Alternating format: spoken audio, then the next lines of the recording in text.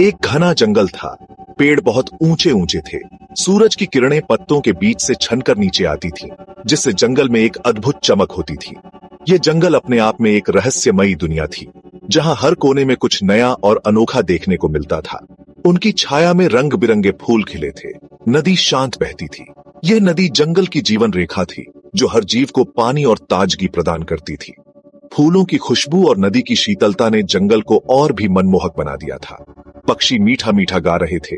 उनकी चहचहाहट से पूरा जंगल गूंज उठता था। हर सुबह पक्षियों का संगीत जंगल को एक नई ऊर्जा से भर देता था। यह संगीत न केवल सुंदर था, बल्कि यह जंगल के जीवन का प्रतीक भी था। यह जंगल बहुत सारे जानवरों का घर था। हिरण घास खाते थे। वे अपने झुंड में रहते थे और एक दूसरे का ख्याल रखते थे। इसके अलावा जंगल में और भी कई जानवर थे, जैसे कि हाथी, जंगली सुअर और तेंदुए, जो अपने अपने तरीके से जंगल में जीवन जीते थे। बंदर पेड़ों पर उछल कूद करते थे। सांप धूप सेंकते थे। बंदरों की शरारतें और सांपों की शांति ने जंगल को एक अनोखा संतुलन प्रदान किया था। बंदर अपने खेल में मस्त रहते थे, जबकि सांप अपनी धूप सेंकने की आदत में मग्न रहते थे। इसी जंगल में एक बाघिन रहती थी। वह जंगल की रानी थी और उसकी उपस्थिति से जंगल में एक अलग ही रौनक थी। उसकी चाल में एक अद्भुत गरिमा थी, जो उसे और भी खास बनाती थी। वो बहुत ताकतवर थी। उसका नाम था रानी। रानी की ताकत और उसकी सुंदरता ने उसे जंगल का सबसे महत्वपूर्ण जीव बना दिया था। वह न केवल शारीरिक रूप से मजबूत थी, बल्कि उसकी बुद्धिमानी भी अद्वितीय थी। रानी बहुत सुंदर थी, लेकिन बहुत अकेली भी। उसकी सुंदरता और ताकत के बावजूद वह अपने अकेलेपन से जूझती रहती थी। जंगल में उसकी उपस्थिति ने उसे एक महान योद्धा बना दिया था, लेकिन उसके दिल में एक खालीपन था, जिसे कोई नहीं भर सकता था। रानी का जीवन एक संघर्ष था, जहां उसे अपनी ताकत और अकेलेपन के बीच संतुलन बनाना पड़ता था। ये जंगल उसकी दुनिया थी, लेकिन वह हमेशा अपनी साथी की तलाश में रहती थी, जो उसके दिल के खालीपन को भर सके। एक दिन रानी शिकार करने निकली। वो बहुत भूखी थी। जंगल में कई दिनों से उसे कुछ खाने को नहीं मिला था। उसकी भूख अब असहनीय हो चुकी थी। उसने एक हिरण का पीछा किया, लेकिन वो भाग गया। हिरण बहुत तेज था और रानी की सारी कोशिशें नाकाम हो गईं। रानी ने सोचा कि शायद आज भी उसे भूखा ही रहना पड़ेगा। थकी हुई रानी एक नदी के किनारे आराम करने लगी। उसकी थकान अब उसके चेहरे पर साफ झलक रही थी। नदी का ठंडा पानी उसे कुछ राहत दे रहा था। तभी उसकी नजर एक छोटी सी बकरी पर पड़ी। बकरी नदी के किनारे घास चर रही थी।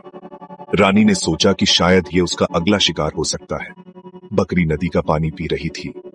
उसे इस बात का बिल्कुल भी अंदाजा नहीं था कि कोई शिकारी उसकी तरफ देख रहा है। बकरी बहुत ही मासूम लग रही थी। रानी धीरे धीरे बकरी की तरफ बढ़ी। उसके कदम बहुत ही सावधानी से उठ रहे थे, ताकि बकरी को उसकी मौजूदगी का एहसास न हो। रानी की आंखों में एक अजीब सी चमक थी।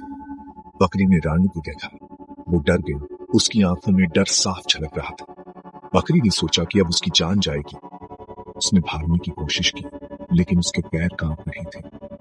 रानी ने सोचा कि अब उसकी भूख मिट जाए, लेकिन तभी कुछ अजीब हुआ। रानी ने बकरी की मासूमियत देखी और उसके दिल में कुछ पिघल गया। उसने बकरी को छोड़ देने का फैसला किया। रानी ने सोचा कि शायद आज का दिन शिकार के लिए नहीं है। वो धीरे धीरे वापस जंगल की ओर चल पड़ी थी और बकरी ने राहत की सांस ली। रानी बकरी के पास पहुंची। उसने अपने नुकीले दांत दिखाए। बकरी कांपने लगी, लेकिन रानी ने बकरी पर हमला नहीं किया। उसने बकरी की आंखों में देखा। उसे बकरी में एक मासूमियत दिखाई दी। रानी ने बकरी को जाने दिया।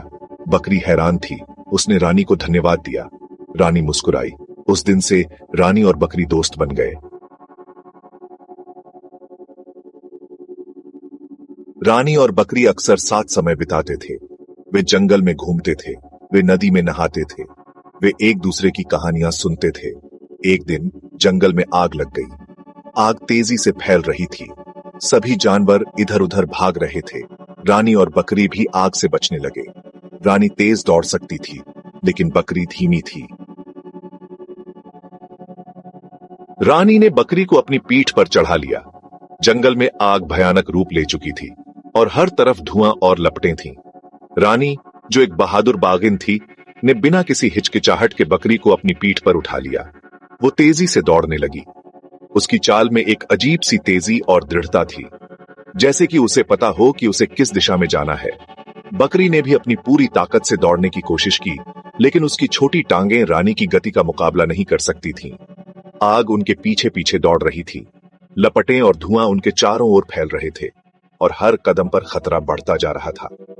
जंगल के अन्य जानवर भी अपनी जान बचाने के लिए इधर उधर भाग रहे थे। बकरी रानी की पीठ पर डरी हुई थी। उसकी आंखों में डर साफ झलक रहा था, लेकिन उसने रानी की पीठ को मजबूती से पकड़े रखा। लेकिन उसे रानी पर भरोसा था। उसने अपने दिल में एक अजीब सी शांति महसूस की, क्योंकि उसे पता था कि रानी उसे कभी भी अकेला नहीं छोड़ेगी। वो जानती थी कि रानी उसे बचा लेगी। रानी की आंखों में एक दृढ़ संकल्प था और उसकी हर हरकत में एक अजीब सी ताकत थी। रानी ने बकरी को सुरक्षित स्थान पर पहुंचा दिया। उन्होंने एक ऐसी जगह ढूंढ ली थी जहां आग का कोई खतरा नहीं था। वे दोनों आग से बच गए। उनकी सांसें तेज चल रही थीं, लेकिन उनके चेहरों पर एक संतोष की झलक थी। उनकी दोस्ती और मजबूत हो गई। इस घटना ने उनके बीच के रिश्ते को और भी गहरा बना दिया। अब वे दोनों एक दूसरे पर पूरी तरह से भरोसा करते थे और उनकी दोस्ती एक मिसाल बन गई थी। जंगल के बाकी जानवर रानी और बकरी की दोस्ती देखकर हैरान थे। उन्होंने पहले कभी ऐसा नहीं देखा था। उन्होंने सीखा कि दोस्ती में बहुत ताकत होती है। उन्होंने सीखा कि हमें एक दूसरे की मदद करनी चाहिए। जंगल में फिर से खुशी छा गई। सभी जानवर मिलजुल कर रहने लगे। Gap 2S। रानी और बकरी की कहानी हमें सिखाती है कि हमें कभी भी किसी को उसके बाहरी रूप से नहीं आंकना चाहिए। दया और प्रेम सभी बाधाओं को पार कर सकता है। सच्ची दोस्ती अनमोल होती है। रानी और बकरी की दोस्ती हमेशा के लिए बनी रही। वे जंगल में खुशी खुशी रहते थे। उनकी कहानी पीढ़ी दर पीढ़ी चलती रही।